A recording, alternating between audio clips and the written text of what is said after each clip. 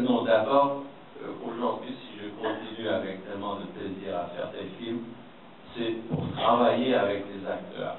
D'ailleurs aussi avec des non-professionnels. Le garçon, il n'avait même pas 17 ans, là, qui joue Guy Moquet. Et ça a été formidable de travailler avec lui. J'avais l'impression que j'ai trouvé un alter ego. Je me voyais à 17 ans. Et j'ai essayé de le guider à travers cette expérience qui était très très lointaine pour lui. C'est d'abord travailler avec les acteurs, c'est d'abord une façon très très intensive de communiquer avec d'autres. Et ça peut être des hommes, des femmes, des enfants.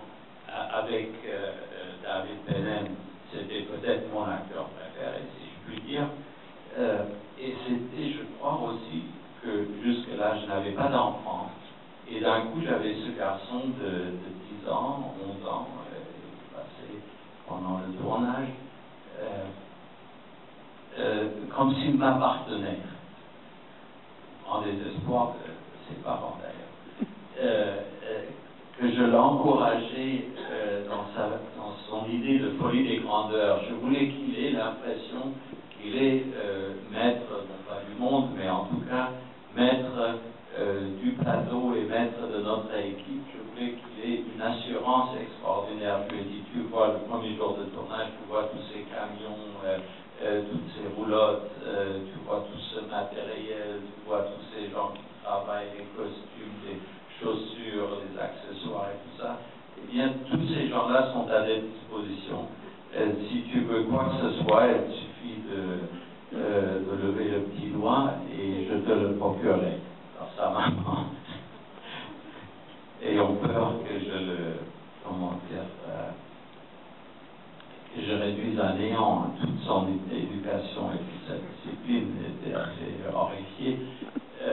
Mais ses parents ont compris que j'avais besoin d'une complicité particulière à établir avec lui, et au moins pour la durée de ce tournage qui a été très très long, je sois, comment dire, comme un membre de sa famille.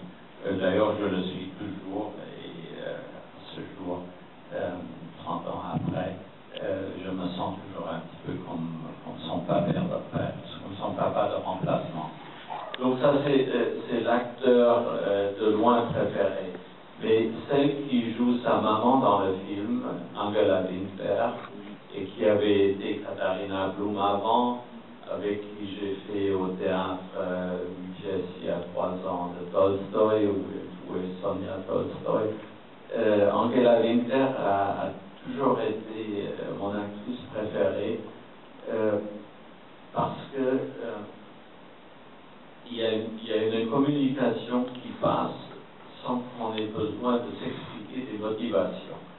C'est une instinctive, ça il y en a beaucoup, mais il y a une sorte d'entendement. Souvent elle prononce une phrase d'une certaine manière avant même que j'ai pu lui dire voilà, je trouve que là il faudrait cette inflexion-là. Et en même temps elle se surprend elle-même.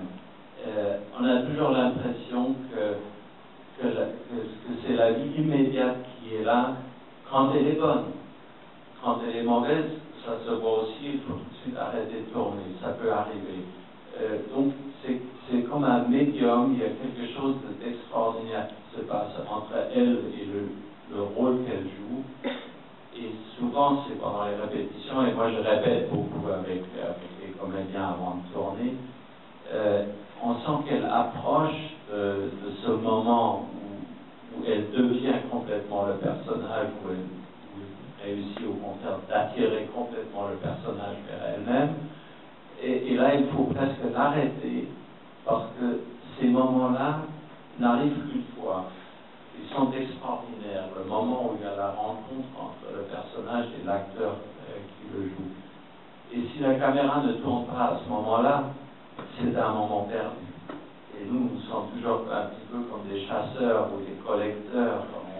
On voudrait avoir dans un film un maximum de ces moments de vécu. de life. Et c'est pour ça que Angela Winkler, quand on réussit à capter ces moments-là, elle est simplement meilleure, plus intense, plus inoubliable que quelqu'un d'autre. Et évidemment, on peut parler des vedettes, je peux parler à l'infini de ce travail avec les comédiens qui est toujours ce qui est passionnant.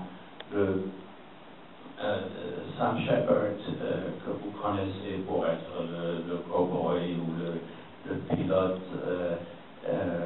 qui passe la barrière du son, le dur à cuire par excellence. Quand nous avons tourné après le roman de Max Frisch, Mon Faber, Voyager, il y avait une scène à Paris avec Louis Delpy où il la quitte et il sent qu'il va probablement jamais la revoir, et la rencontrer par hasard sur un bateau. Il s'en va, elle le voit partir par la fenêtre du bistrot, il fait un dernier salut et puis c'est ça. Alors j'attends qu'il revienne pour retourner la scène une deuxième fois. Il ne revient pas. On voit l'assistant, j'ai dit qu'est-ce qu'il y a? Il fait signe, je vais voir dehors et je vois Sam Shepard appuyé contre le mur et pas en train de sangloter, mais pratiquement c'était ça. Et je lui demande qu'est-ce qu'il y a, Sam? Everything all right? Et il se tourne et dit yeah, it's okay. I just realized I could not tolerate another loss in my life. Je viens de réaliser, donc je ne pourrais pas supporter une autre perte dans ma vie. Cette scène de séparation avec Julie, jouée, situation de film, il l'a tellement tiré vers lui-même que ça l'a bouleversé, qu'il ne pouvait pas continuer à travailler. Et c'est ça que je trouve pourquoi j'aime les acteurs, parce qu'ils vous donnent leur existence. J'ai souvent l'impression que je ne fais pas des films avec les acteurs qui jouent des rôles, mais je fais au fond, même quand je fais de la fiction, des documentaires sur les acteurs qui sont devant la caméra. Et au mieux, je ne voudrais jamais qu'un acteur joue un rôle, mais que l'acteur reste lui-même et tire le rôle vers lui-même. Et c'est très difficile de savoir qui on est, pour dire reste toi-même. Et c'est là que je viens à Ali Boulman, quand j'ai travaillé avec le même Sven Nykvist sur Un amour de soi. Il m'a raconté un jour, parce que je lui demandais, mais comment fait Ingmar Bergman pour obtenir ces performances extraordinaires de ces acteurs ou de ces actrices, surtout Ingrid Thulin, Vivi Anderson, Lee Boulman. Elle dit, bah oui, c'est un mystère, parce qu'il ne travaille pas avec eux. Alors qu'est-ce qu'il fait? Bah, il arrive le matin, il me montre la scène qu'on va tourner, je mets la caméra et la lumière en place, en attendant, il va voir Liv dans la garde-robe où on lui fait le maquillage, et il dit, bah, ça va, Liv, qu'est-ce que tu as fait hier soir? Ah bon, tu as dîné avec qui? Où est-ce que vous avez été? Ah, très bien, est-ce que c'est vraiment bon? De quoi vous avez parlé? Ah, oui.